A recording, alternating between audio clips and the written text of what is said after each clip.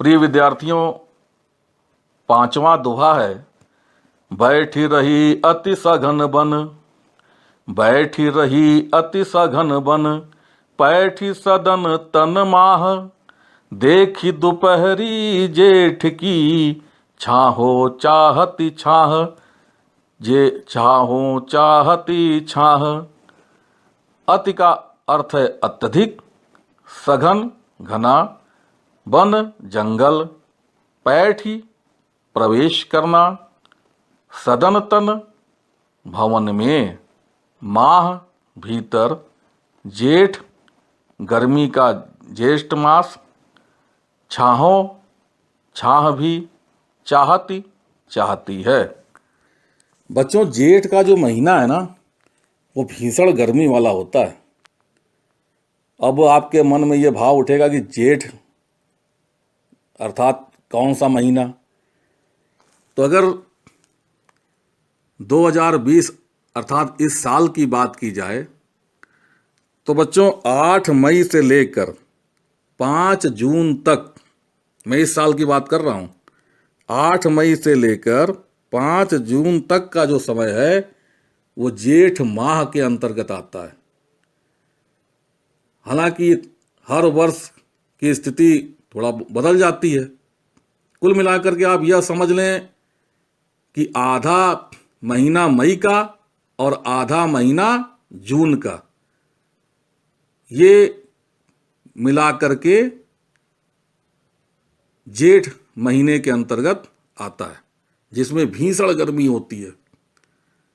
कहा जाता है कि जब दोपहर में सूर्य ठीक सिर के ऊपर आता है तो इतनी कड़ाके की गर्मी होती है, छाया भी नहीं दिखती। हिंदू कैलेंडर में ज्येष्ठ का महीना तीसरा महीना है और इस महीने में सूर्य अत्यंत ताकतवर होता है, इसलिए गर्मी भी भयंकर होती है। सूर्य की ज्येष्ठता के कारण इस महीने को जेठ माह कहा जाता है। तो इस दोहे की व्याख्या के अंतर्गत यह कि बैठ रही अति सघन बन, पैठ सदन तन माह। देख दोपहरी जेठ की, छाहो चाहत छाह। छाया, छाह के बारे में बताया गया है। छाया अर्थात छाया को भी इस जेठ की भीषण दोपहरी में अपने शरीर को सुरक्षित रखने के लिए स्वयं जंगल में या फिर वृक्षों के तने रूपी भवनों में छांव ढूंढने की ज़रूरत महसूस होती है। क्यों? क्योंकि गर्मी के मौसम में इतनी प्रचंड गर्मी पड़ रही है कि जिसके कारण से छाया को भी छांव की ज़रूरत है अपने शरीर को सुरक्षित रखने के लिए।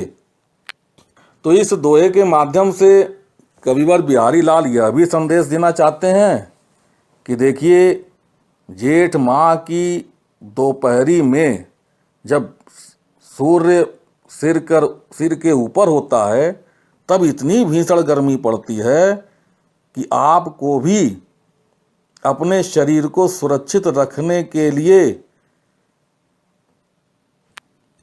घने पेड़ की छांव में या घर में ही सुरक्षित रहना चाहिए।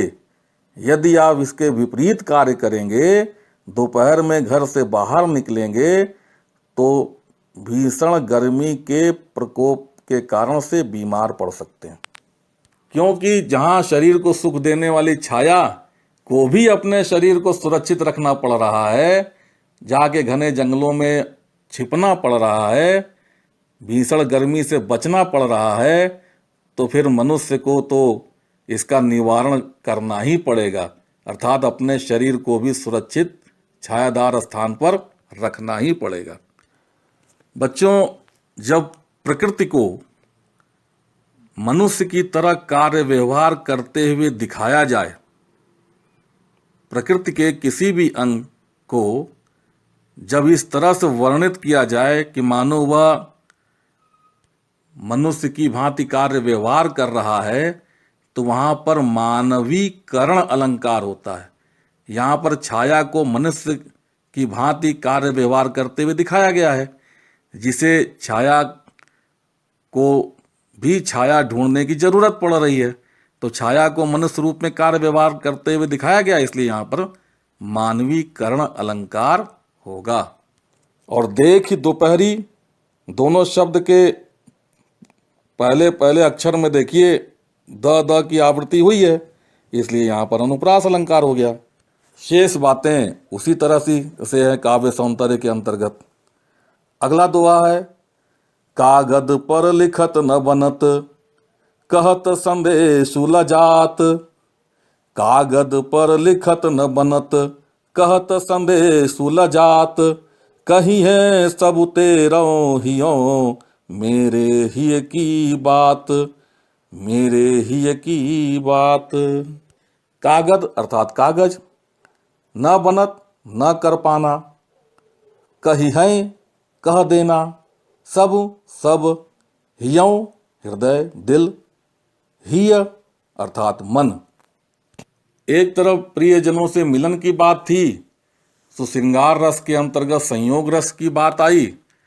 अब यहाँ पर प्रियजनों से अलग रहने की स्थिति बन रही है, तो उससे जो रस की अनुभूति हो रही है उसको वियोग रस के अंतर्गत माना गया है। तो यहाँ पर नायक नायिका से दूर रह रहा है। अपने प्रिय के लिए कागज पर संदेश लिख करके भेजने की जब बात आती है, तो नायिका अपने मन का हाल बताने की इच्छा रखती है, परंतु जब कागज लेकर के लिखने की स्थिति आती है तो वह अनेक प्रयासों के बाद, कोशिशों के बाद भी असफल रह जाती है।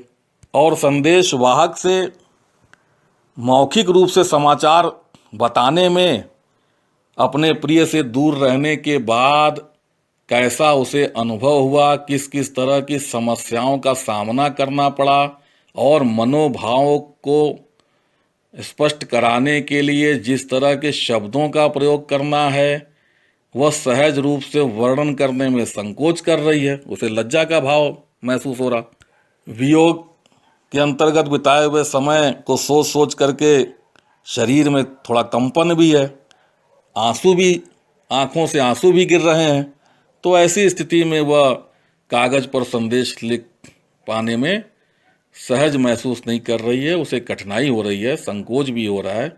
तो ऐसे में वह केवल अपने मन की भाव बड़े सधे हुए वाक्य में प्रयोग करते हुए कह रही है कि आप मेरे प्रिय से इतना ही कह दीजिएगा कि दूर रहकर जिस तरह की भावनाएं आपके मन में उमड़ती हैं, जिस तरह का आप अनुभव करते हैं, वैसी ही स्थिति मेरे साथ भी है। तो ऐसा कह देने पर मेरे प्रिय, मेरे नायक मेरे हृदय की बात को सरलता से समझ लेंगे। तो इस तरह से नायिका ने बड़े सधे हुए भावों से वाक्यों का प्रयोग करके अपने मन की भावनाओं को संदेश रूप में नायक तक पहुंचाने में सफलता प्राप्त कर ली। अब इसे कविवर बिहारी ने बड़े ही रोचक ढंग से प्रस्तुत किया है। तो बच्चों, इस दोहे में श्रृंगार के वियोग पक्ष का बड़ा ही मार्मिक चित्रण है और अनुप्रास अलंकार का सहज रूप से प्रयोग हुआ है। प्रिय विद्यार्थियों, जिन दोहों की व्याख्या मैं समझा रहा हूं, कहीं पर भी कोई कठिनाई महसूस हो, न समझ में आए, निसंकोच संपर्क कीजिएगा। आप सभी को मेरी शुभकामनाएं। बाकी दो दोहों के बारे में अगले पीपीटी में मैं स्पष्ट कराने जा रहा हूं।